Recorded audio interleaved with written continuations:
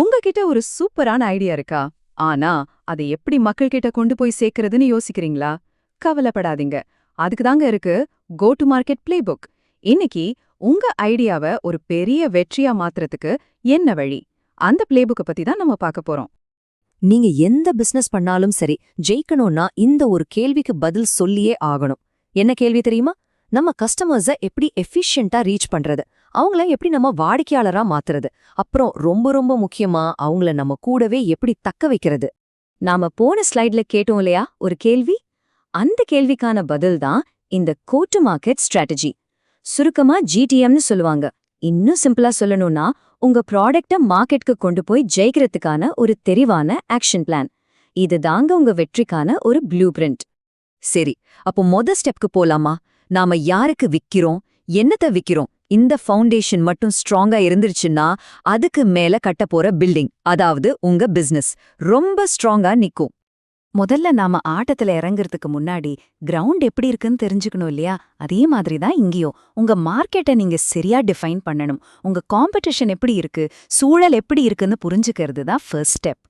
Okay, உங்க மார்க்கெட்டை define பண்ணணும்னா ஒரு மூணு கேள்வி கேட்டுக்கோங்க.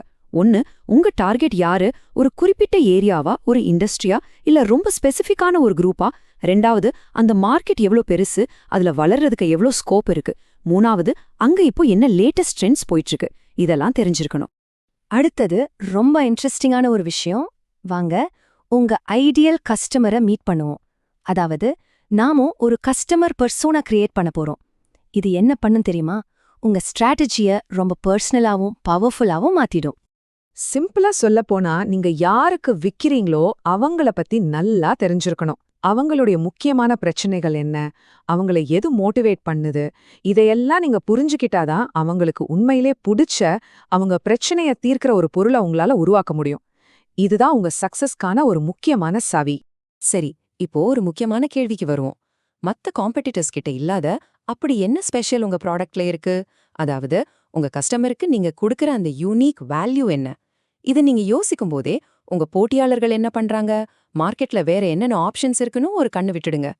ஓகே, நீங்க யாருன்னு தெரிஞ்சிடுச்சு, மொத்தவங்க யாருன்னு தெரிஞ்சிடுச்சு. இப்போ உங்க ப்ராடக்ட பொசிஷன் பண்ணணும். அப்படின்னா என்னன்னா, உங்க கஸ்டமரோட மனசுல உங்க பிராண்டுக்குன்னு ஒரு தனி இடத்த பிடிக்கிறது. உங்க பிராண்டோட டோன் எப்படி இருக்கும், நீங்க என்ன மெசேஜ் சொல்ல போறீங்க, உங்க ப்ராடக்ட் அவங்களுக்கு என்ன மாதிரி ஒரு ஃபீலிங்கா கொடுக்கும், இதையெல்லாம் ரொம்ப தெளிவா வரையறுக்கணும். சூப்பர்! ஃபவுண்டேஷன் ரொம்ப ஸ்ட்ராங்கா போட்டாச்சு. இனிமேதான் அசல் ஆட்டமே ஆரம்பிக்க போகுது. இப்போ ஆக்ஷன்ல இறங்க வேண்டிய நேரம். நம்ம கஸ்டமர்ஸை எப்படி ரீச் பண்றது, எப்படி அவங்களுக்கு விக்கிறதுன்னு பார்க்கலாமா? இதுதான் உங்க ஆக்ஷன் பிளான். பிசினஸ்ல ரொம்ப முக்கியமான ஒரு முடிவு, விலை நிர்ணயம். உங்க ப்ராடக்ட்டுக்கு என்ன விலை வைக்க போறீங்க, உங்களுக்கு எப்படி வருமானம் வரப்போகுது, இதுக்கு ஒரு தெளிவான பிரைசிங் ஸ்ட்ரக்சர் வேணும். அது மட்டும் இல்லாம லான்ச் பண்ணும்போது ஏதாவது ஸ்பெஷல் டிஸ்கவுண்ட்ஸ் இல்ல பண்டில்ஸ் கொடுக்கலாமானோ இப்பவே யோசிச்சு வைங்க. ஓகே, ப்ராடக்ட் ரெடி, விலை ரெடி. ஆனா இதை எப்படி கஸ்டமர் கிட்ட கொண்டு போய் சேர்ப்பீங்க? ஆன்லைன்லயா, வெப்சைட், ஆப் ஸ்டோர்ஸ் மூலமாவா, இல்ல ஆஃப்லைன்ல கடைகள், பார்ட்னர்ஸ் மூலமாவா, இல்ல ரெண்டையும் கலந்த ஒரு ஹைபிரிட் மாடலா? சிம்பிள் லாஜிக் தான். உங்க கஸ்டமர் எங்க இருக்காங்களோ அங்க நீங்களும் இருக்கணும், அவ்வளவுதான். சரி, மார்க்கெட்டிங்னு வரும்போது அது ஒரு 3 ஸ்டெப் பிளானா யோசிச்சு பாருங்க. ஸ்டெப் 1, லான்ச்க்கு முன்னாடியே ஒரு எதிர்பார்ப்ப, ஒரு பஸ்ஸ கிரியேட் பண்ணணும். ஸ்டெப் 2, லான்ச் அன்னிக்கு ஒரு பெரிய கேம்பெயின் நடத்தி எல்லார் கவனத்தையும் ஈர்க்கணும். ஸ்டெப் 3, லான்ச்க்கு அப்புறமும் அவங்கள எங்கேஜ்டா வச்சுக்கணும். இந்த 3ம் சேர்ந்தாதான் நீங்க புடிச்ச வேகம் குறையாம போயிட்டே இருக்கும். பாருங்க, மார்க்கெட்டிங் ஒரு ஆர்வத்தை உருவாக்கும், ஆனா சேல்ஸ் தான் அதை காசா மாத்தும். சோ உங்க சேல்ஸ் ஸ்ட்ராட்டஜி எப்படி இருக்க போகுது? நேரடியா விற்க போறீங்களா, இல்ல பார்ட்னர்ஸ் மூலமாவா? உங்க சேல்ஸ் டீமுக்கு என்ன ரோல்ஸ், என்ன டார்கெட்ஸ், அவங்களுக்கு உதவி செய்ய என்ன டூல்ஸ் தேவை, இது எல்லாம் ரொம்ப தெளிவா பிளான் பண்ணணும். சரி, இப்போ நாம கடைசி கட்டத்துக்கு வந்தாச்சு. இவ்ளோ கஷ்டப்பட்டு ஒரு பிளான் போட்டோமே, அது உண்மையிலே வேலை செய்யுதா இல்லையான்னு எப்படி தெரிஞ்சுக்கிறது? சிம்பிள், நாம ஸ்கோரை ட்ராக் பண்ணணும். ஆமாங்க, உங்க பிளேபுக் ஒர்க் அவுட் ஆகுதான்னு எப்படி தெரியும்? நீங்க அதை மெஷர் பண்ணணும்.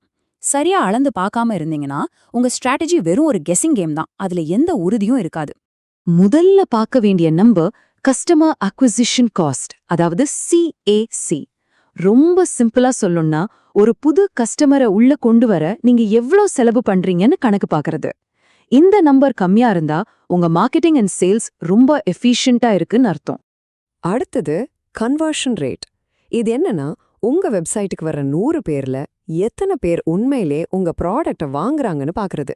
இந்த பர்சன்டேஜ் அதிகமா இருந்துச்சுன்னா நீங்க சொல்ற விஷயமும் உங்க சேல்ஸ் ப்ராசஸும் ரொம்ப கரெக்டா இருக்குன்னு அர்த்தம்.